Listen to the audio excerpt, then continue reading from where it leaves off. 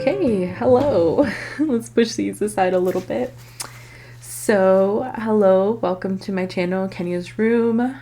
I'm Kenia, this is my room. As you can see, I wanted to talk about Booktok. I went down the rabbit hole of Booktok recently when I saw a video by a creator here on YouTube. Let me get the name. Her name was Marissa Van. TikTok is destroying hobbies, yes, even coloring and reading ones. And so I went on TikTok and I looked up Booktok and I looked up, Booktok criticisms and that kind of stuff, because there was something she said in there that I have been seeing in other forms and ways as well, in other hobbies and likes and interests. There's two things that I really found interesting. One, hoarding books. Or making it a competition. Like, it's definitely become overconsumption, and TikTok kind of like adds fuel to it. The second thing that she didn't talk about, but other people have talked about and I've seen, is the spicy novels and the way that new books are popping up almost every day, and they're feeding into this genre, but not in a good, high quality kind of way. I'm not like a big reader. I used to be more of a big reader. Recently, I've been wanting to get more into reading. I know me telling you I'm not a big reader or a big writer might not help you out, but if you could guess what my major is, what would it be? I am an English major. I love to write. That's my favorite thing to do. Unfortunately, it's become a little bit it gets a little hard sometimes when I get like writer's block. I get it for a long time. And so sometimes I don't write for a while. With reading, I love to read. I don't know. I have so many hobbies that I sometimes don't put a lot of effort into reading. So let's go ahead and watch we're going to address first the spicy content. So I found this TikTok and this person is saying why she hates Booktok. If you sat here and asked me why I began to start hating Booktok, it's because of the way that y'all market the books that y'all read. And this is specifically for the Booktokers that read adult romance. Number one, in the Booktok community, y'all continue to glorify abuse, toxicity, and SA. Number two, some of y'all will label a book as good based off of the spice and not the actual plot itself. And number three, y'all make the people that read adult romance look bad because a lot of y'all are weird and a lot of you guys erase the substance from adult romances and just label them as smut books. Because I will never forgive y'all for marketing The Deal by Elle Kennedy as just a regular smut novel. I have seen videos of multiple people that have read that book and talk about how the most notorious scenes are the spice scenes. Keep in mind that this is a novel about a survivor of SA, y'all, learning how to regain her connection with intimacy and learning how to trust again. And as somebody who has read the book, the most notorious scene is when Hannah trusted Garrett enough to feel like she could drink in a bar again. It's when Hannah trusted Garrett enough to feel like she could get drunk again. It was when Garrett constantly reassured her that she was safe, that she was in a safe place, and that she could trust him. And the fact that y'all are just constantly writing this book off as just mindless smut, just mindless spice, I don't like it. And what it really shows to me and a lot of other people that read adult romance is that you guys are not mature enough to read that genre. So one of the points she made is that people are taking serious issues and putting it into a story form and kind of normalizing it. Another thing she talks about is books that, have spicy scenes in them, and people will just be focused on the spicy scenes and not the plot itself. And there is, I'm sure there is books that, you could find that are more spicy than anything else. But, that's the thing, is like there usually is a plot and it's important and people are dismissing the plot. She talks about a book that was about SA and how people dismiss, like they're just focused on the scenes, like they're not focused on the actual plot. And I do think this is to blame on corn, if you know what I mean, and that instant gratification. There's some, I want to say there's some rich, slimy people who have taken the movement of liberation, you know, and women exploring and getting to do those things and capitalized on it, which is really disgusting and sad, but that's what they do, right? I mean, that's what they've done with the pink tax, right? We get razors, we get to shave, but they cost a little extra. In Booktok, where is she at now? I'd like to buy her a cup of coffee. Because what do you mean books aren't political? What do you mean? What do you mean keep politics out of book space?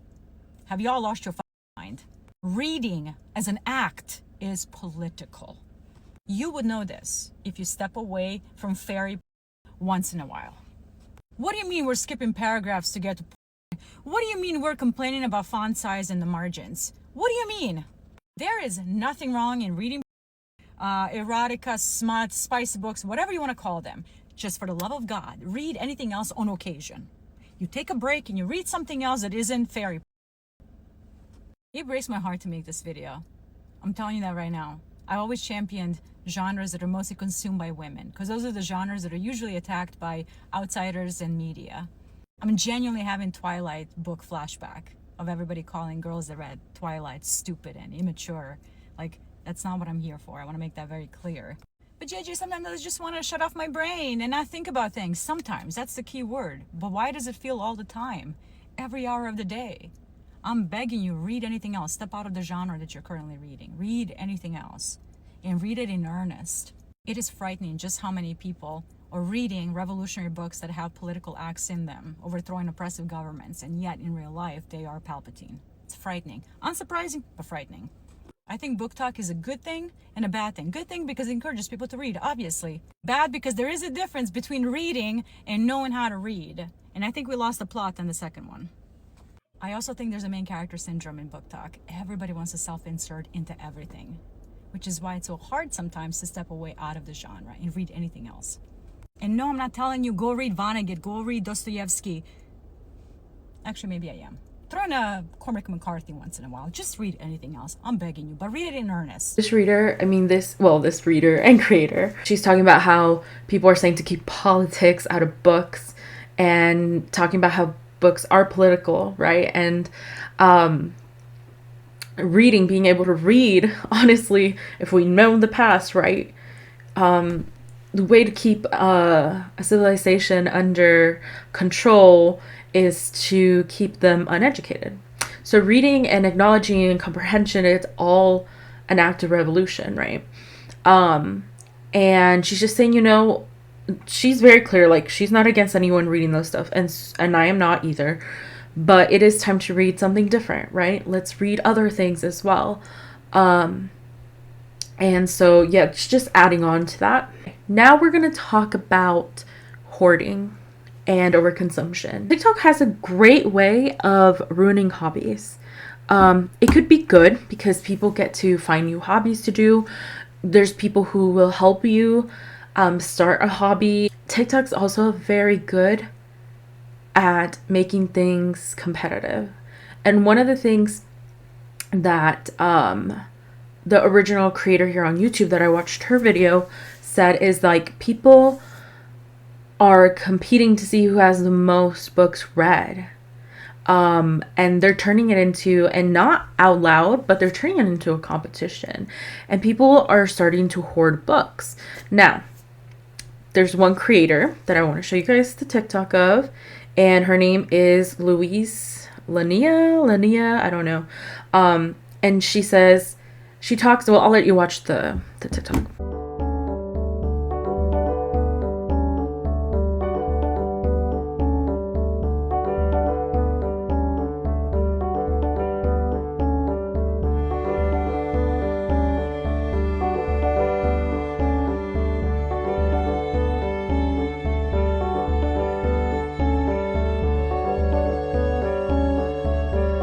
I think this is a fair point.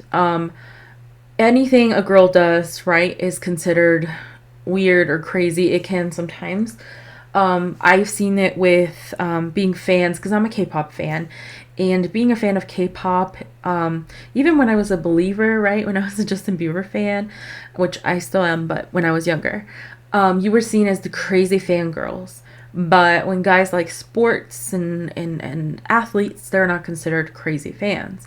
So I do agree with her that anything a girl does gets criticized times 10, right?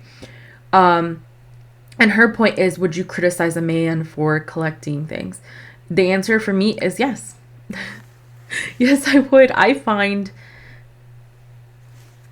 I get it, okay? I get collecting things, but there also has to be a limit. And yes, I would judge those men as well. I love restocking videos on TikTok, okay? I love when people are restocking their kitchens mostly. But there's this one girl that I watch videos of where she restocks, and I don't watch them often, I try to skip them. She restocks her guest bathroom. And it's not like, you know, let's put some fresh clean towels in, or let's put some more toilet paper in there. No, she restocks like these little supply cat like drawers, you know, and she'll put like maybe 5 new, like, you know, she'll put 5 wet towelettes, which is like, okay, that's cool, that's needed. But then she'll put like 3 Tide sticks. It's like, your guest needs like 1 or 2 if there's 2 people. They don't need 3. Like, you know what I mean? That's the kind of stuff where I'm like, oh, that's a waste. And people like that get really criticized for wasting. You know, all the girls that collect a bunch of Bath and Body Works, you know, sprays, I see the criticism there too, and I get it. The makeup girls that get all that makeup, it's their work, but it is overly done, right? So I found this one girl. Let me see. Yep, right here. All copies of the same book. And she has this beautiful library, which I don't knock, because someone did comment and said, when rich people collect books and have a library, they're called classy, but when poor people do it, and I get that too. Oh, I totally get that, okay? And the thing is, like, it's like I said, TikTok makes this into a competition. If you have 4, I need to have 6. And it also allows people who are not genuine about reading to come in and pretend to be part of it. I feel like it takes the genuine, you know, want and need to read out of it. I mean, there's this video as well.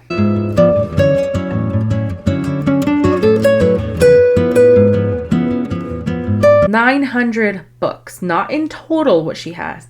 900 books TBR. And if you don't know what TBR is, it's to be read.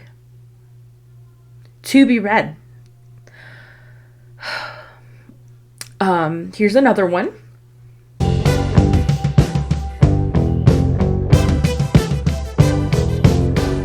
That one I thought was really funny. I laughed at that one. That one's funny. It's so hard when you're on that TikTok spot because everyone's wanting more. Everyone's doing this. Everyone's doing that. And I get it. I'm telling you, as someone who collects albums, K-pop albums, it's like that. Everyone's got to have a new album, right? I blame TikTok because TikTok, I love TikTok. It's my baby.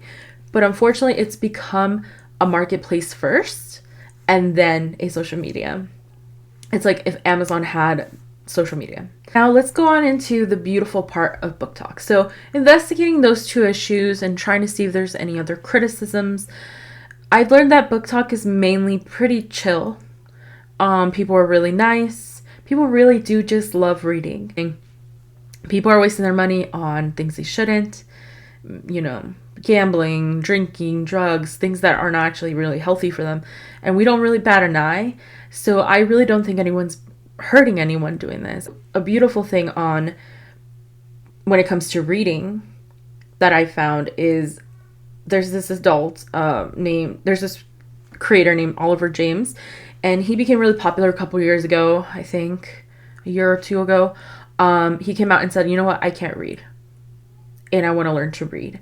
And there's a lot of people who I've seen on TikTok that are learning to read or learning to read deeper. Another cool thing is public libraries are getting to promote their programs and stuff, and they're usually really funny TikToks. They make really funny TikToks. The public library is one of my favorite places. You're not gonna charge me? You mean I can just take this? Learn about the Ottoman Empire, how to repair a tire. You can even take a nap if you get tired. Oh no, to be clear, you can't sleep here.